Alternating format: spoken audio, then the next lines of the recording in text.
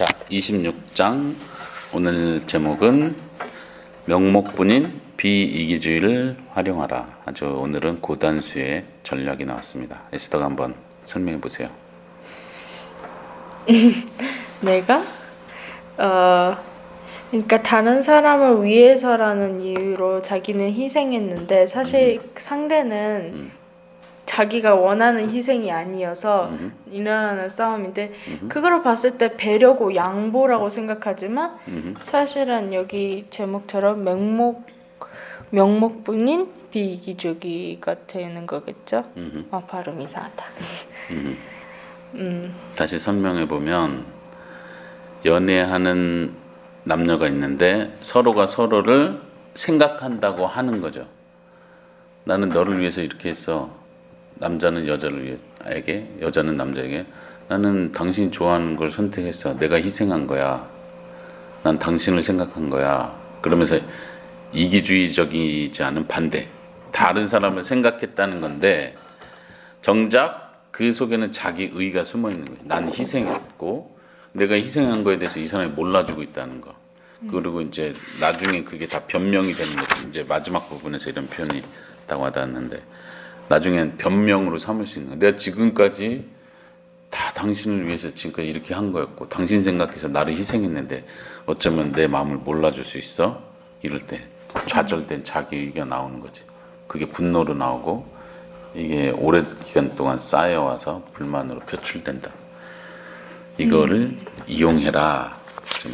확실히 계속 여기 보면 사탈하는 패턴이 재밌는 게 우리가 좋다고 생각하는 그런 선한 것들을 오히려 역이용하는 경우가 많잖아요. 오늘이 확실히 그런 느낌이 들었고 그리고 여기서도 상대방을 생각해주는 거짓 있잖아요. 상대방의 잘 알아는 잘못된 그 정보들 거짓이죠. 그거를 오히려 이용해서 자기는 희생을 한 건데 이 사람은 그게 희생이라 느끼지 못한 거고 그런 거 보면은 진짜 우리가 좋다고 생각하는 거에 대해서 한 번 더 생각해야 되는 중요한 교훈을 얻을 수 있는 것 같아요. 아빠도 이게 이제 다른 것도 다 진짜 통찰력이 많은데 이것도 진짜 통찰력이 엄청나다는 생각이 드는 게 이제 아빠가 책을 쓰고 싶은 것 중에 하나가 균형에 대한 책을 쓰고 싶은데 예를 들면 여기서도 설교에 대한 얘기를 잠깐 했지만 설교에서 쉽게 다른 사람을 생각하세요. 자기중심적으로 하지 말고 다른 사람 배려하세요. 이런 얘기를 쉽게 하다 보니까 사람들은 그래 다른 사람 생각하는 게 좋은 거지 라고는 생각하는데 실제로 자기 속은 더 문드러지고 있는 거야. 겉으로는 계속 다른 사람을 배려한다고 하는데 속에서는 내가 너무 감당하기 힘든 폭발 상태로 계속 쌓여오는 거지. 그런 면에서는 차라리 저기서 이제 이 편지에서 결국 하나님의 뜻, 예수님의 뜻을 보여주는 건 뭐냐면 차라리 진짜 솔직하게 자기가 원하는 게 뭔지를 서로가 얘기하는 게 더 지혜로운 거다. 각자가 원하는 것이 무엇인지 서로 상대방의 뜻을 의뢰짐작하는 게 아니라 서로를 정확하게 표현하고 거기에 맞춰 나가는 게 더 중요하다. 솔직히 털어놓는 게 중요하다. 이런 교훈을 주는데 그러니까 내가 딱 느낀 게 옛날부터 내가 했었던 말인데 그냥 옛날에 막 만화나 영화나 그런 데 보면은 티격태격 하는 커플 있잖아요. 오히려 그 막 로맨틱하게 당신이 보고 싶어요 하는 그런 커플보다 티격태격 하는 커플이 더 끌리는 거예요. 그리고 사실 문제를 보면은 둘이 보면은 오히려 더 로맨틱하고 사랑스러웠던 커플은 엄청나게 큰 문제에 맞춰질 때 서로가 확 갈라지는데 티격태격 했던 경우는 오히려 서로를 받들어주는 파트너가 되는 거예요. 왜 그러지? 그게 내가 딱 해서 이제 깨달은 게 이거야. 솔직하게 말하니까 서로 싸우는 건데 근데 이게 상대방을 가끔은 깨뜯는 소리라서 서로 싸우는 거긴 하지만 그래도 상대방한테 솔직하게 말하면서 싸우기 때문에 상대방은 그만큼 더 잘하는 거야. 여기 보면은 뭐라고 써져 있지? 그 거짓말에 대해서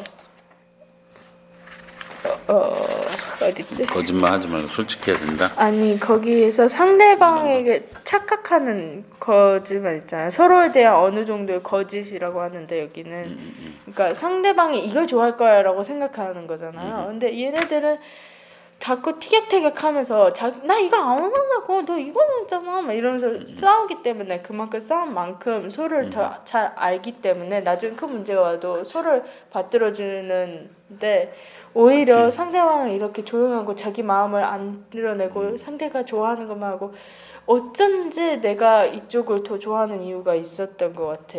그리고 나중에 나는 애인 만나거나 아니면 했을 때 이렇게 해야지라고 하는데 딱 보니까 지금 동생들한테도 이런 경우가 있는 거 보면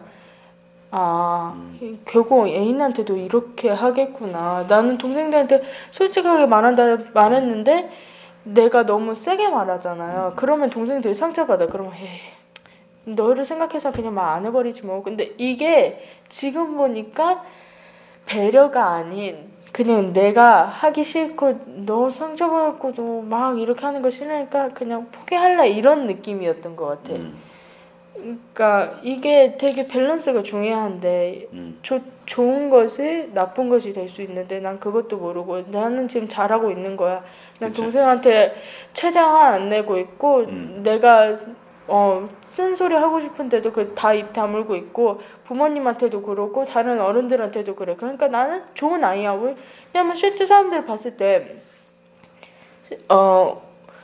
내가 다른 애들보다 예의 바르다고 생각하고 그러잖아요. 그런 이유가 내가 입을 다물고 그냥 내가 하고 싶은 말 안 하고 있기 때문이라고 생각하거든요. 근데 어느 때는 이게 진짜 필요해. 실제 이게 써야 되는 분량도 있고 상대방을 위해서 해야 되는 것도 있지만 너무 내가 그걸 지나치지 않았나. 엄마가 그런 말 했던 것 같아. 융통성이 없다고. 그 이유가 나는 그냥 다른 사람이 원하는 걸 해주기 위해서 나는 그냥 내가 희생하고 따라간다 이렇게 생각하는 그런 건데 속으로는 그게 계속 불만이 있었던 거지. 쌓이는 거지. 나는 계속 이렇게 하는데 왜 쟤는 안 그래 이러면서 이게 불만 쌓이다가 나중에 툭 터질 때는 결국 내 진심이 드러나는 거겠지. 그치. 그러니까 모든 사람이 그런 게 있는 것 같아. 엄마도 그렇고 아빠도 그렇고 이제 아빠도 예를 들면 목사님들 관계에서도 화평을 이루기 위해서 이 사람이 원하는 거, 이 사람이 원하는 거 그래 그럼 저는 그냥 따라가겠습니다. 항상 희생하는 입장이거든. 그리고 자기 의라는 게 나는 마음이 넓은 사람이야. 나는 희생할 줄 아는 사람이야. 저 사람은 고집 있고 이 사람은 자기가 원하는 대로 막 하려고 해서 문제를 일으키지만 나는 항상 다른 사람이 원하는 쪽으로 따라가 주니까 나는 착한 사람. 이런 의가 쌓이는 거지. 근데 이제 중요한 건 여기서 내가 감당할 수 없는 상태로 그러다 보니까 아빠도 이제 이 모임이 싫어. 이제 빨리 떠나고 싶어. 막 이런 마음이 속에서 생기는 거야. 쌓여오는 거지. 내가 감당할 수 없는 상태까지 갈 때 이제 폭발을 해버리는 거지. 부부 관계에서도 확실히 그런 게 이제 최근에도 엄마 아빠 계속 뭐 진로에 대해서 이야기하면서 당신이 원하는 대로 엄마는 또 아빠로 생각해서 당신이 이걸 힘들어하고 이게 원하면 이렇게 서로 이렇게 배려한다고 배려하는데 그게 이제 나중에 비난하는 근거가 되는 거지. 여기서 표현한 거죠. 변명하는 거. 나는 지금까지 당신 생각대로 이렇게 했는데 왜 내 마음을 몰라줘? 이렇게 가버리는 거야. 이게 막 분노로 나오더라고. 그런 거 확실히. 이게 게다가 내가 딱 지금 아빠 말하면서 생각이 든 게 6학년 때 내가 이제 마음이 많이 아프고 좀 정신 상태가 좀 안 좋았을 때 불안정했을 때 많이 생각했던 것 중에서 일부러 나를 불쌍하게 만드는 건데 꼭 뭐 별것도 아닌데 엄마가 뭐 이거 하면 나는 결국 이렇게 하는 거야 이러면서 하는데 이게 사실은 자기 자신을 이렇게 만들고 끌고 간 이유가 이렇게 해야지 변명거리가 생기는 거예요. 내가 하는 이유에 대해서 내가 생각하는 이유에 대해서. 그러니까 나는 결국 순종적이고 신데렐라처럼 이런 존재라고 하는데 사실 그걸 내가 스스로 만들어내고 있는 거예요. 내가 다른 사람이 이러니까 이런다 이러는 변명거리를 스스로 만들어내고 있는 거더라고. 그치.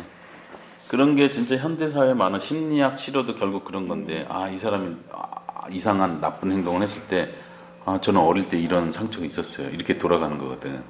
그러니까 자기는 희생자인 거야. 나는 피해자인 거고 나는 착하게 하려고 했는데 주위에서 이렇게 만들었다. 이런 인식으로 자기를 보호하는 거지.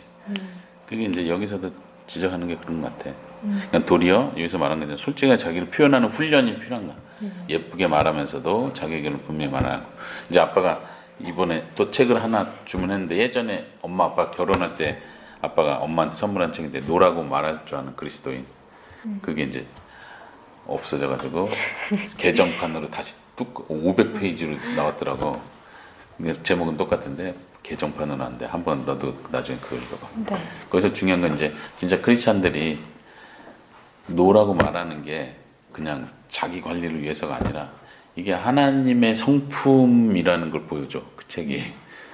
우리는 하나님이 이기적이라고 생각 안 하잖아.